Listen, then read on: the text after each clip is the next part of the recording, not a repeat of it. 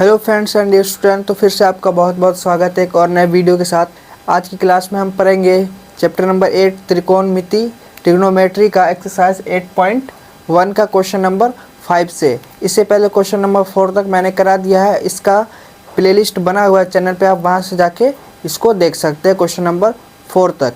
तो चलिए आज की क्लास को स्टार्ट करते हैं। Question number 5। क्वेश्चन नंबर 5 क्या है? दिया हुआ यदि सेक थीटा बराबर 13/12 है तो अन्य सभी त्रिकोणमितीय अनुपात निकालना है, यानी कि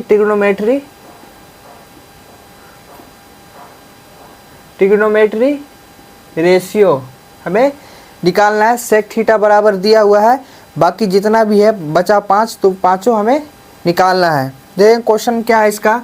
सेक थीटा बराबर 13/12। हम जानते क्या सेक थीटा बराबर क्या होता है। सेक थीटा बराबर h/b।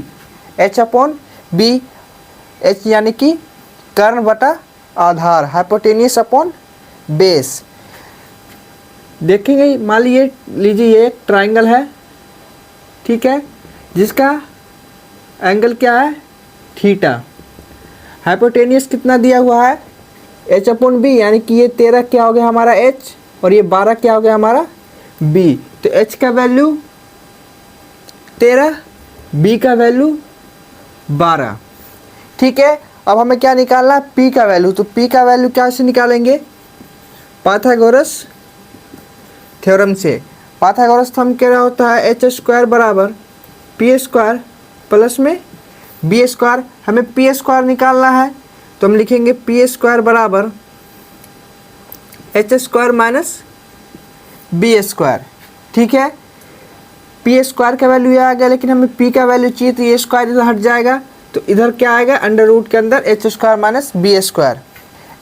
h का वैल्यू कितना है, 13 का स्क्वायर 169, b का वैल्यू कितना है 12 का स्क्वायर 144, अंडर रूट के अंदर p बराबर 169 में माइनस करेंगे 144 कितना आएगा, 9 में से 4 घटेगा 5, 6 में से 4 गया 2, तो अंडर रूट 25। तो यहाँ से p का वैल्यू कितना आया, अंडर रूट 25। हम जानते हैं कि अंडर रूट 25 जो है वो किसका है, 5 का परफेक्ट स्क्वायर है, तो इसीलिए यहाँ से क्या आ जाएगा, p बराबर 5, ठीक है। यहाँ से p का वैल्यू कितना आ गया, 5। अब क्या कह रहा है क्वेश्चन में, बाकी और जो है क्या, ट्रिग्नोमेट्री रेशियो यानी कि त्रिकोणमितीय अनुपात निकालना है। तो देखेंगे हम क्या, सबसे पहले क्या करेंगे, साइन थीटा। साइन थीटा क्या होता है हमारा, p/h। तो साइन थीटा p/h, p का वैल्यू 5 और h का वैल्यू क्या आएगा, 13। साइन थीटा का वैल्यू दूसरा जो हमारा होगा क्या होगा, sine cos theta. Cos theta क्या होता है, b/h। b हमारा क्या है, बेस 12 और h क्या हमारा 13, तो 12/13। दूसरा ये हो गया। फिर देखेंगे तीसरा, sine cos tan। tan theta बराबर क्या होता है, p/b। p क्या है 5 और b का वैल्यू 12, ये हो गया 3। चौथा साइन कोस tan, अब क्या है, सेक थीटा।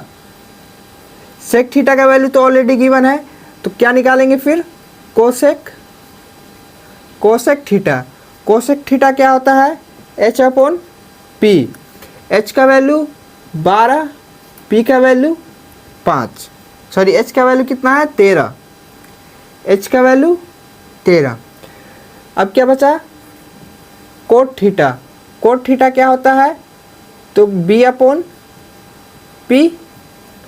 b क्या हमारा 12 और p क्या हमारा 5। तो देखेंगे इस क्वेश्चन में हमें यही बताना था कि सेक थीटा का वैल्यू दिया हुआ है 13/12 और हमें बाकी ट्रिग्नोमेट्री रेशियो बताना है। तो सेक थीटा होता क्या है, h/b, यानी कि हाइपोटेनियस अपॉन बेस। तो ये हमारा 13 क्या हो गया, हाइपोटेनियस, और 12 क्या हो गया, बेस। यहाँ से पाइथागोरस थ्योरम लगा के हमने परपेंडिकुलर का वैल्यू निकाला, यानी कि लंब का वैल्यू निकाला, अब हमारे पास लंब, आधार और कर्ण तीनों का वैल्यू आ गया। इससे क्या होगा, फिर हमने साइन बाकी सारा ट्रिग्नोमेट्री रेशियो का वैल्यू क्या गया। क्वेश्चन नंबर 6 क्या है हमारा, यदि एंगल ए और एंगल बी क्या है, न्यून कोण हो जहां कोस ए बराबर किसके है, कोस बी के, तो दिखाइए कि एंगल ए बराबर किसके होगा, एंगल बी के। देखेंगे न्यून कोण कहते हैं एक्यूट एंगल को, और एक्यूट एंगल क्या होता है, न्यून कोण जो क्या हो 90 डिग्री से छोटा हो, 90 डिग्री से क्या हो, छोटा हो, उसको क्या कहेंगे, न्यून कोण यानी कि एक्यूट एंगल। ठीक है, इसका सॉल्यूशन देखेंगे हम। ठीक, मान लेते हैं एक ट्रायंगल है, ये फिगर है, ट्रायंगल है। क्या कह रहे हैं, एंगल ए और एंगल बी क्या है, न्यून कोण है, यानी कि एंगल ए और एंगल बी क्या है, न्यून कोण है। ठीक, और ये होगा 90 डिग्री का। देखेंगे जब ये 90 डिग्री का होगा तो ये 90 डिग्री के बराबर नहीं होगा, 90 डिग्री से छोटा हो गया, 90 डिग्री से बड़ा भी नहीं हो सकता, क्योंकि किसी भी ट्रायंगल के इंटीरियर एंगल का सम कितना होता है, 180 डिग्री। जब हमारे पास एक एंगल 90 डिग्री का है तो दूसरा एंगल क्या होगा, 90 डिग्री से छोटा होगा, ना कि 90 डिग्री के बराबर भी नहीं हो सकता। अगर 90 डिग्री के बराबर होगा तो 90 90 180 और मैक्सिमम 180 डिग्री होता है, मतलब तीनों एंगल का सम 180 डिग्री होता है। तो ये दोनों क्या होगा, 90 डिग्री से छोटा होगा। ठीक है, दिया गया है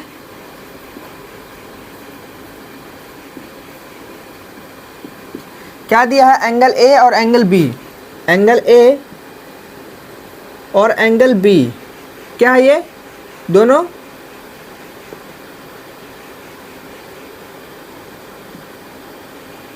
न्यून कोण है। ठीक है, न्यून कोण है। और क्या दिया है, कोस ए बराबर है कोस सी के, कोस ए बराबर है कोस बी के।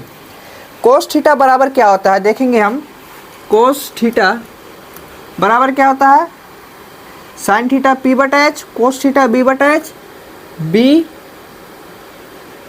अपॉन एच, यानी कि आधार बटा कर्ण। ठीक है, कोस थीटा ये होता है, क्या यहाँ एंगल क्या है, कोस ए, एंगल ए है, एंगल ए, तो जो एंगल होगा उसके सामने वाला होगा क्या हमारा,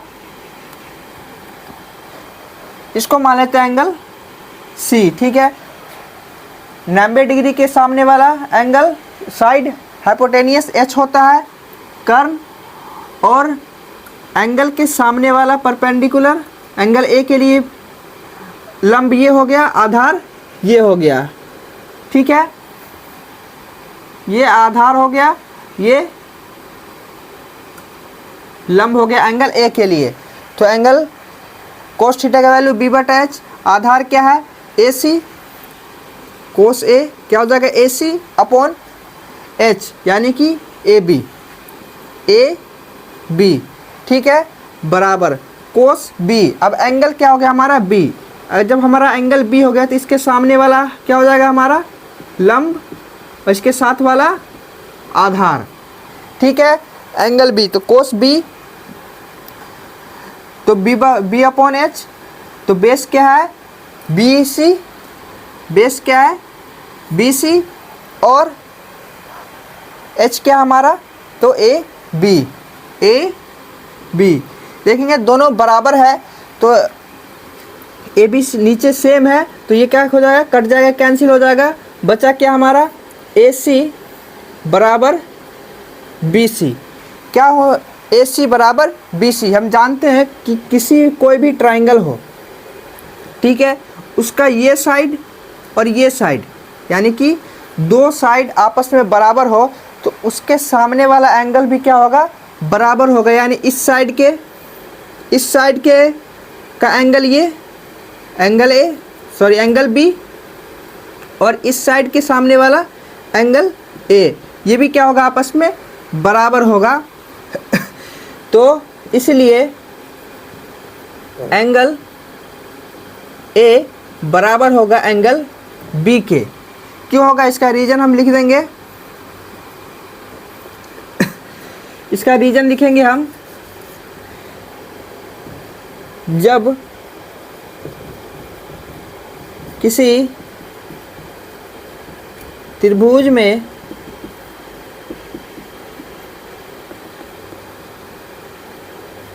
दो साइड क्या होता है, बराबर होगा, दो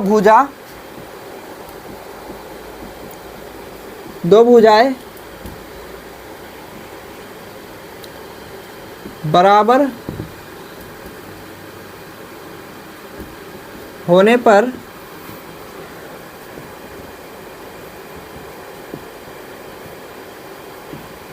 उसके